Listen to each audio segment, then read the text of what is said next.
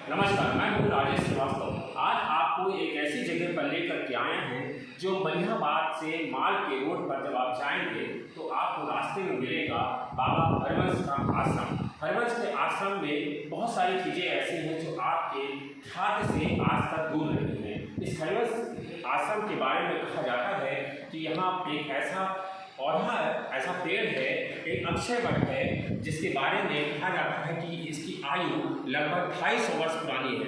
हम अपने साथी से कहेंगे कि वो आपको दिखाएं कि बाबा हरवंश वट कहा जाता है कि यहाँ पहले वीरान जंगल हुआ करता था। इस वीरान जंगल में बाबा हरवंश कहीं से आए अचानक और यहाँ पर वो तपस्या करने लगे। तकरीबन 100 साल तक वो यहाँ तपस्या करते रहे। उसके बाद वो यहाँ यहीं पे तपस्या करते करते ब्रह्मलीन हो गए। जब वो ब्रह्मलीन हुए तो वहीं पर आपको देखिए, हम आपको दिखाने की कोशिश करते हैं कि पीछे उनके एक पौधा उगा हुआ, एक पेड़ उगा हुआ है, पीपल का वृक्ष है, जिसे अक्षय बरगद का वृक्ष है, इसे अक्षय वट कहा जाता है। बरगद के वृक्ष को इसके बारे में कहा यह जाता है कि ये करीब 250 वर्ष पुराना है। अब यहाँ पर एक आश्रम बना दिया गया है, बाबा हरवंश का आश्रम जिसे कहा जाता है। जब आप माल रोड पे चलेंगे तो बक्सी का तालाब से चंद्रिका देवी मार्ग से करीब 20 किलोमीटर आगे चलने पर आपको ये आश्रम मिलेगा। यहाँ पर तमाम लोग आते हैं, दूर दूर से श्रद्धालु आते हैं, अपनी मान्यता मानते हैं। कहा जाता है यहाँ पर जो भी आता है उसकी मान्यता जरूर पूरी होती है। हम आपको यह भी दिखाने की कोशिश करेंगे कि बाहर चल के कि किस तरह का पौधा है जो पूरी तरह से मिला। यहाँ आप आएंगे तो आपको ये नहीं पता चल पाएगा कि यहाँ इसकी जड़ कहाँ पर है, इसका तना कहाँ पर है। हम अपने साथी से कहेंगे कि वो आपको पौधा पेड़ दिखाने की कोशिश करते हैं। जो अक्षय पेड़ है वह कहाँ पर है, इस तरह की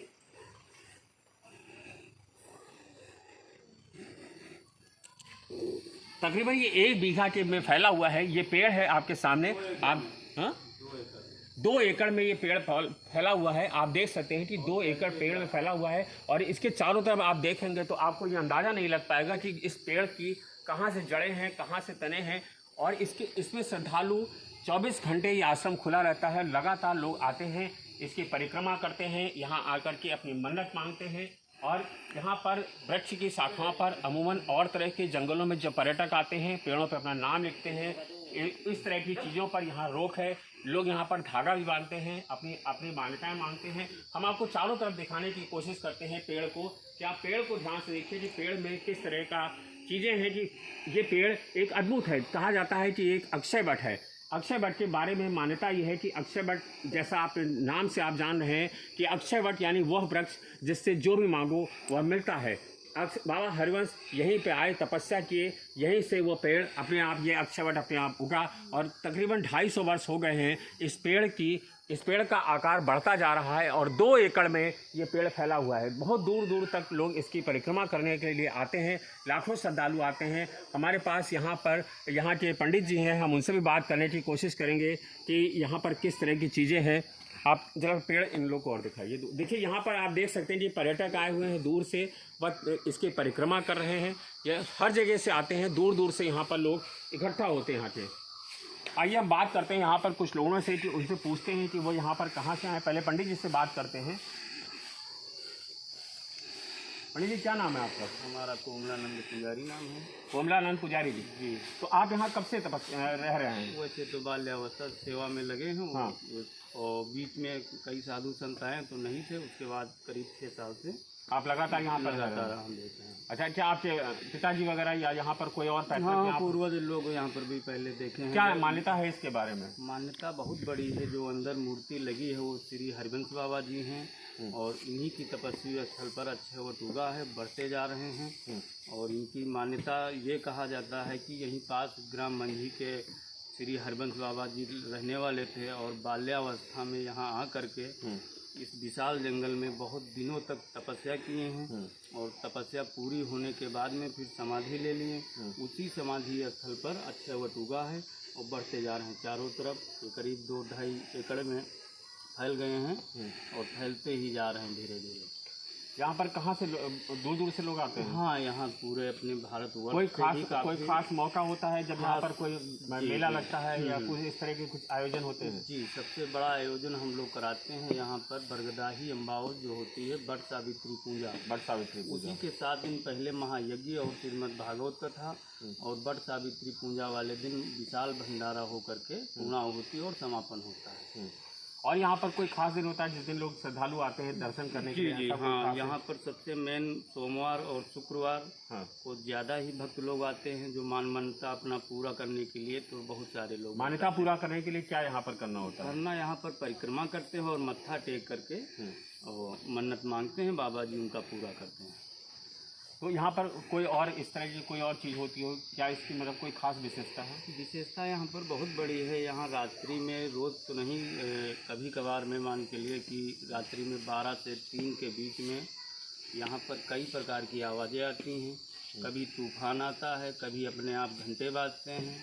तो ये यहाँ पर प्रक्रिया महीने में 2-4 बार जरूर होता है। रोज़ रात में 12 से 3 के बीच? 12 से 3 के टाइम। इसके पीछे क्या कारण मानते हैं आप? इसके कारण यही मानते हैं कि बाबा जी जब आते हैं यहाँ पर तो इनका आवागमन जब होता है तो ऑटोमेटिक यहाँ पर ये लगता है कि सारी शाखाएं टूट रही हों और बहुत सारी आवाज़ें आ रही हों। तो आपको ये लगता है कि जो बट वृक्ष है पूरा जी, ये बाबा जी का ही स्वरूप है? हाँ, पूरा स्वरूप बाबा जी का है। क्योंकि उन्हीं की तपस्वी स्थल पर है और उन्हीं की कृपा से मान के लिए उन्हीं की कृपा से ये पूरा जो है बिल्कुल ये अपने आप पूरा अच्छा अभी ये बढ़ रहा है कि अभी आकार और बढ़ रहा है? हाँ हाँ, बढ़ते ही जा रहे हैं। और बाबा जी की ये खास कृपा है कि ये यहाँ पर जब भी कोई भी भक्त आता है 7 परिक्रमा लगाता है। परिक्रमा लगा के मत्था टेक करके बाबा से मांगता है तो जरूर पूरा करते हैं। ठीक है। तो ये थे पंडित जी कोमलानंद जी जो बता रहे थे कि यहाँ पर आकर के अगर आप अपनी मन्नत पूरी करना चाहते हैं तो यहाँ आकर के परिक्रमा करिए। सोमवार और शुक्रवार हफ्ते में 2 दिन होते हैं जब आप यहाँ परिक्रमा करके माथा टेक करके अगर अपनी मन्नत मांगें तो आपकी मन्नत ज़रूर पूरी होती है। कहा जाता है कि इनका मान्यता है कि महीने में 2-3 बार ऐसा होता है रात्रि के समय 12 से 3 के बीच में जब आंधी तूफान आता है। इसका हालांकि कोई साक्ष्य नहीं है, हम इनकी जुबानी को ही सही मान रहे हैं। इनका कहना है कि यहाँ पर होता है ऐसा कि जब आता है तो लगता है कि तूफान आ गया है, पेड़ पौधे गिर जाएंगे। तो इनको ये आभास होता है कि शायद बाबा जी यहाँ पर आए हैं। तो जी इनका ये मानना है कि ये बट वृक्ष नहीं है, ये बाबा हरिवंश का एक स्वरूप है जो ब्रह्मलीन जब हो गए थे तो उन्हीं की जगह पर जहाँ उनकी समाधि बनाई गई थी उसी समाधि स्थल पे ये पेड़ उगा और पेड़ धीरे धीरे आज अक्षय वट बन गया है। कहा जा रहा है कि तकरीबन 250 वर्ष पुराना है, लेकिन इनके पूर्वज यहाँ पर थे। लेकिन अभी फ़िलहाल ऐसा कोई व्यक्ति नहीं जो नहीं जानता है कि ये वृक्ष कितना पुराना है। लेकिन ये वृक्ष अभी भी अपना आकार बढ़ाता जा रहा है। अभी फ़िलहाल 2 से 2.5 एकड़ में ये फैला हुआ है। अभी कोई नहीं जानता है कि कौन इसका मुख्य सिरा है, कौन इसका मुख्य तना है, लेकिन इसकी शाखाएँ दिन पर दिन फैलती जा रही हैं। यहाँ पर कई सारे श्रद्धालु भी आप देख सकते हैं दूर दूर से आए हुए हैं। हम कुछ लोगों से बात करने की कोशिश करेंगे कि वो कहाँ से आए। बेटा जरा 1 मिनट इधर आइए।